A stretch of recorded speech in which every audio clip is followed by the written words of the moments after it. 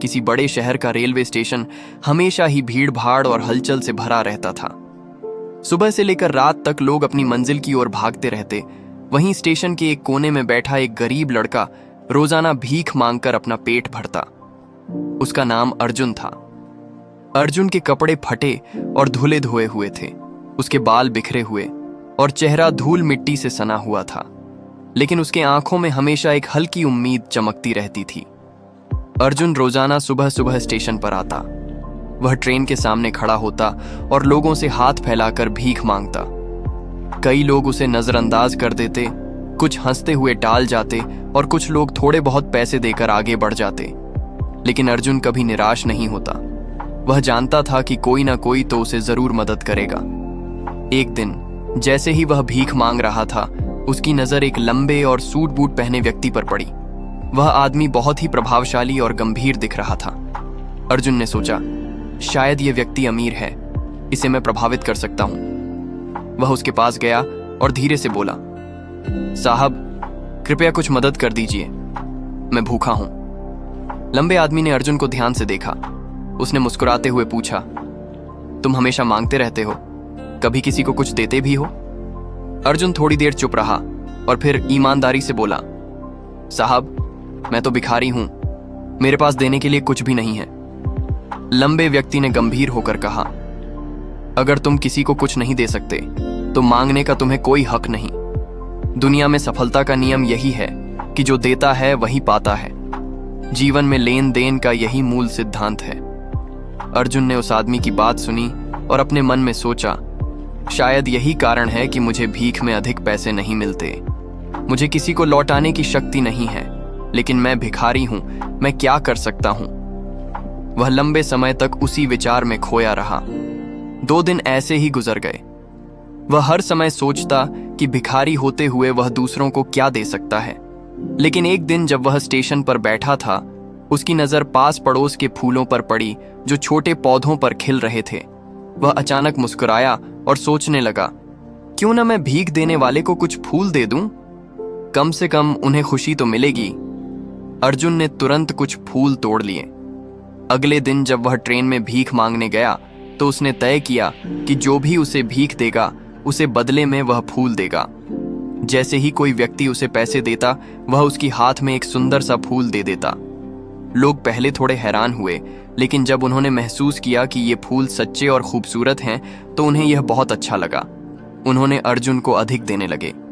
कुछ ही दिनों में अर्जुन ने महसूस किया कि लोग उसे भीख इसलिए नहीं दे रहे थे कि वह भूखा है, बल्कि इसलिए कि उन्हें फूलों का मूल्य मिल रहा था। अर्जुन अब दिन रात फूल तोड़ने और उन्हें भीख देने वालों में बांटने में व्यस्त रहने लगा। उसके पास फूल खत्म होने तक लोग उसे बहुत कुछ देने लगे, लेकिन जब फूल खत्म हो गए तो उसकी भीख भी कम हो गई। तब उसे एहसास हुआ कि उसे स्थायी सफलता के लिए कुछ बड़ा करना होगा। कई दिन बाद उसी ट्रेन में वही लंबा आदमी फिर से दिखा। अर्जुन खुशी से दौड़ा और बोला, साहब, आज मेरे पास आपके लिए कुछ है, कृपया मुझे भीख दीजिए और बदले में मैं आपको फूल दूंगा। लंबे व्यक्ति ने मुस्कुराते हुए पैसे दिए और फूल लिए। उसने कहा, वाह, अब तुम भी मेरी तरह एक व्यापारी बन गए हो। अर्जुन की आंखों में चमक थी। उसने महसूस किया कि अब वह सिर्फ मांगने वाला नहीं है, बल्कि दूसरों को खुश करने वाला बन गया है। उसने तय किया कि वह फूलों के व्यवसाय को आगे बढ़ाएगा। अर्जुन ने थोड़े समय में थोड़े थोड़े पैसे इकट्ठा किए और उन्हीं पैसों से फूल खरीदे। वह जानता था कि अगर उसने अपनी सोच नहीं बदली तो वह हमेशा गरीब ही रहेगा। लेकिन अब उसने खुद को व्यापार का तरीका सीखने वाला समझा। धीरे धीरे अर्जुन का फूलों का व्यवसाय बढ़ने लगा। लोग उसके पास फूल लेने आने लगे। वह छोटा व्यापारी बन गया, लेकिन अब उसकी नजरों में वह बड़ा था। उसने अनुभव किया कि दुनिया में जो लोग सोचते हैं कि वे छोटे हैं, वे हमेशा छोटे ही रहते हैं, लेकिन जो अपनी सोच बदलते हैं वे किसी भी परिस्थिति में बड़ा बन सकते हैं। 6 महीने बाद अर्जुन अब बड़ा फूलों का व्यापारी बन चुका था। वह अपने व्यापार के लिए दूसरे शहर जा रहा था। ट्रेन में उसे वही लंबा आदमी मिला। दोनों मुस्कुराए और एक दूसरे से हाथ मिलाया। अर्जुन ने समझाया, आपने मुझे पहली मुलाकात में जीवन का नियम सिखाया, जो देता है वही पाता है।